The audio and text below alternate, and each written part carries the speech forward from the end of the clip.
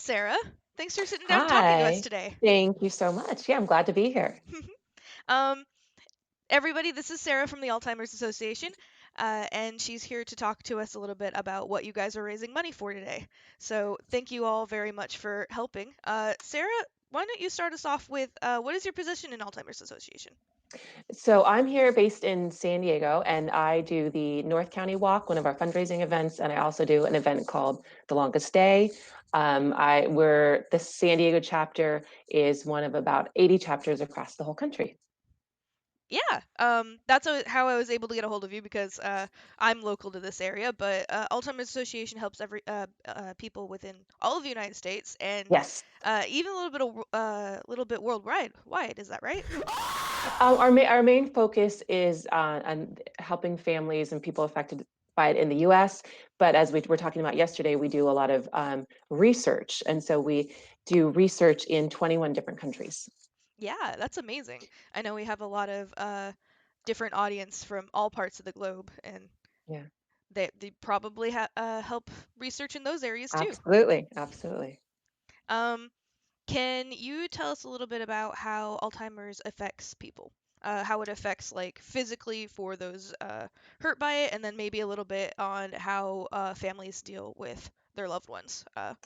Yeah, absolutely. So Alzheimer's, as we were talking about yesterday, it's obviously people know it as memory, but it also can affect communication and language, ability to focus and pay attention, reasoning and judgment. So sometimes someone with Alzheimer's can be more at risk if someone's calling for donations and they give a really huge donation more than they're able to do. And also interestingly enough, visual perception. So sometimes if like walking between, if the floor has one has carpet and one has wood, walking between rooms can be difficult. So you think the Oh, main focuses that we hear about is memory, but also can affect all other different parts. Also personality can shift, things like that. Something that we talk a lot about here is also the caregivers. There's a yeah. really big impact on the caregivers when people have Alzheimer's disease. So it can affect the family in so many different ways. Probably every family has a different story of how it's affected them. Of course, yeah. Hopefully over the course of the fundraising today that some people have shared their stories or will continue to share their Yeah. stories up until Sunday. If you have anything that has happened to you, we would love to hear it. So go ahead and reach out to us and tell us how that's affected you out there in the chat.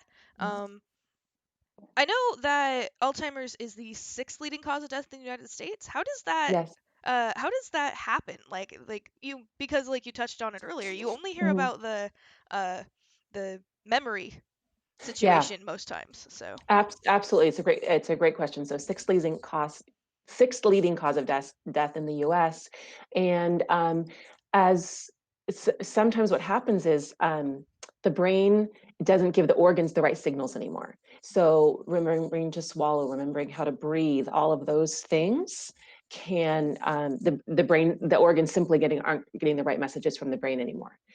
Also, a large number of people who have Alzheimer's have another chronic illness. So a lot of times there are other issues that are happening too.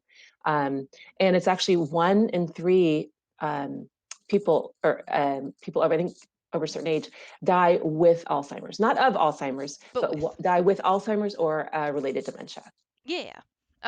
You just touched on related dementia. So, how can you kind of tell the difference between if your loved one has Alzheimer's or if it's just like memory loss that has to do with age or a different kind of Mm. dementia in general? So great question. So there's dementia is kind of the umbrella term. Alzheimer's is a type of dementia. Hmm. There's also other different types of dementia. And if you're concerned about that or have questions about it, you definitely need to talk to a doctor about that to kind of distinguish what type of dementia it is. And yes, there's the normal aging, normal things that happen as you get older. And we talked about I think maybe you can share the link to um, the 10 signs of Hmm. Alzheimer's. And what it has on that page is a symptom that might be Alzheimer's or dementia, and then a regular, something is just normal part of aging. So for example, if you walk into the kitchen and you forget, why did I even come to the kitchen? I think it That's happens to normal. all of us. It's normal. You can retrace your steps, you walk back, oh yeah, that's what I needed. But if you get to the kitchen and you don't remember that you were even looking for something, that's you might want to, talk to a doctor and get checked by that. Yeah, of course, I'll post the link to that in the chat here. Yeah. So go ahead and look that up, guys. Um, let's see.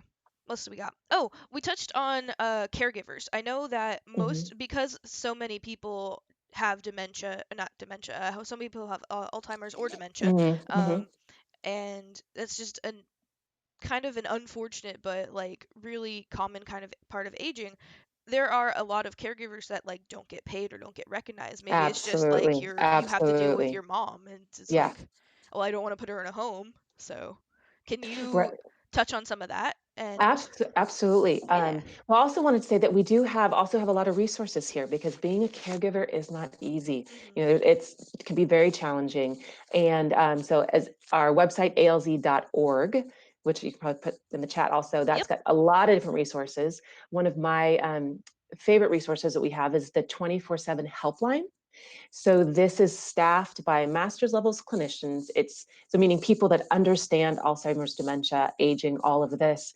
And so caregivers or anyone can call this number 24 hours a day. So if your concern is, I'm worried about a parent or a family member, what is Alzheimer's? What should I do? Mhm. Or for caregivers, it's 2 in the morning. You're at your wits' end.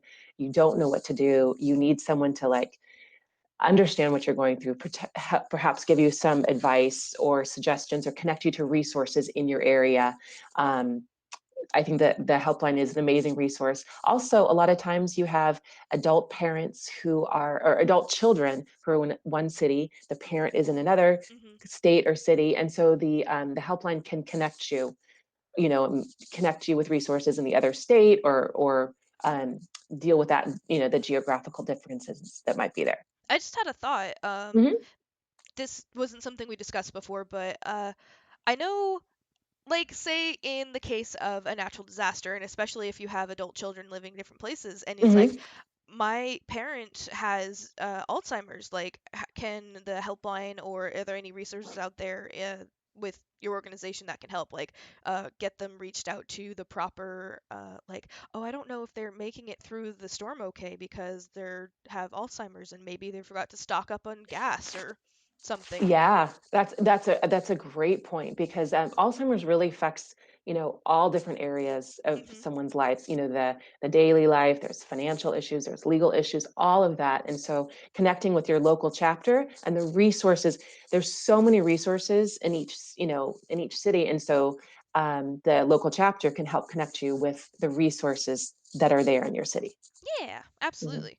And there's so many, you guys have so many different outreach possibilities and even just an online community of people, like a forum that you can talk to just to Mhm. make sure Mhm. everybody's Mhm. okay. And it Yeah. like that's volunteer run, the forum and stuff, or It depends. I mean, there's different support groups hmm around. Some are online that you can call into, some are in person that you go see, and some would be run by our volunteers, some are run by different organizations. So it's just there's a variety of different resources, and it just depends on who's running that one. yeah, absolutely.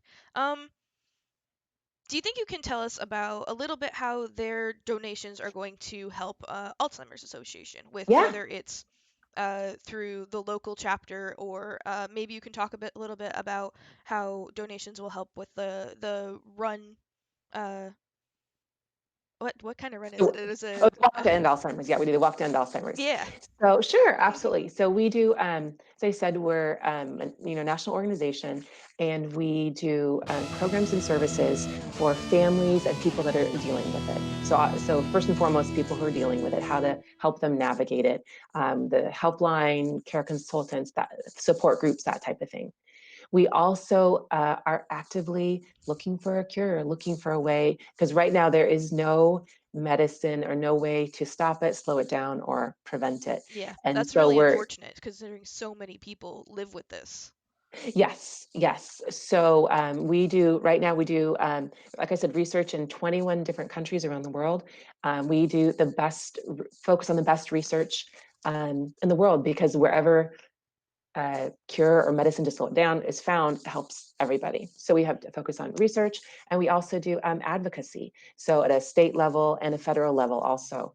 Um, in the past about 5 years, the federal budget went from about 500 million in funding for Alzheimer's research, and now we're at 2.3 billion per year that goes to the National Institutes for Health for Alzheimer's research.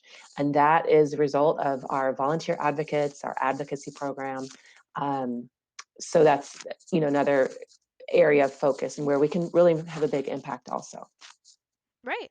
Um, and then you were talking about how you have the Walk for Yeah, Alzheimer's as well. And that's something that yeah. you are very invested in. I'd like to hear a little bit about Yes, that. yes, yes. So one of our main like fundraising and awareness building events is the Walk to End Alzheimer's, and we have, I think there's about 600 walks across the country. Hmm. So anyone in the U.S., there's certainly a Walk to End Alzheimer's in your community if you're listening to this and want to join. And it's a wonderful way to get out and be in community of other people who dealt with Alzheimer's, um, uh, and a great way to raise awareness, raise funds, and it's a very, very positive event. And all of that, again, the funds raise awareness go back to support our mission. Yeah. It's we really appreciate everybody for anything that you can donate, any Mhm. stories that you have, any way that you have to share to like share our stream and let people know that we're raising money for this. Go ahead and share the link to Alzheimer's Association. You guys have many Mhm. ways that you can raise money, and this is what we're doing is just a small part. Um, I forgot where I was going with this. Well, I want to jump in and say thank you so much to everyone who's making a donation and are supporting the Alzheimer's Association. And for people who are listening, if they're dealing with it and need help or support, please, please reach out to the helpline or our website because there are a lot of resources out there to help. Yeah, I even used the 24/7 helpline just trying to set this conversation up, and it worked wonders. They're so responsive, they're so Great. quick, and the information that they're willing to give on Alzheimer's just Mhm. like over the phone. I called at 2 o'clock in the morning, and there was somebody there Yes. Yeah, to talk to exactly. me. Exactly. So, 24/7, holidays, 7 days a week, all the time. Yeah. if you or a loved one are struggling, of course, go and reach out to those resources and Mhm. see if they'll probably be able to help you at even just to have like a kind ear to listen to Yes, your problems. So, absolutely. Absolutely. all right. Thank you very much, Sarah. I appreciate it. Yes, Did thank you. Thank you so much. I so appreciate all that you're doing. And yeah, we're really grateful. Yeah. Did you have any last words for us? No, just again, thank you. We're just so appreciative and check out the resources, the helpline, alz.org. And if you want to get involved outside of this, go to your local chapter, get involved in one of the walks. It's a great way to connect with the local community and take a next step in supporting the cause. Yeah. Oh, you talked about the advocacy thing. You guys can actually sign up to be an advocate if you would like Mm-hmm. to on their Mm-hmm. website. Mm-hmm. There's like a little sheet and they'll get in contact with you. So if this is something you're really passionate in, go ahead and check that out and you'll be able to help even more on your own. Yeah, and my focus is walk, so I talk about that. But Hmm. there are so many different ways to volunteer at your local chapter. If you wanted to do, we have volunteer educators, people who, as you mentioned, advocates, all sorts of volunteer opportunities. And the best thing would be to reach out to your local chapter and meet with someone there, and they'll let you know all the possibilities. Yeah. So there's definitely something for everyone. Well, thank you so much again, Sarah, for Yeah. talking with us here at Retro Block Party.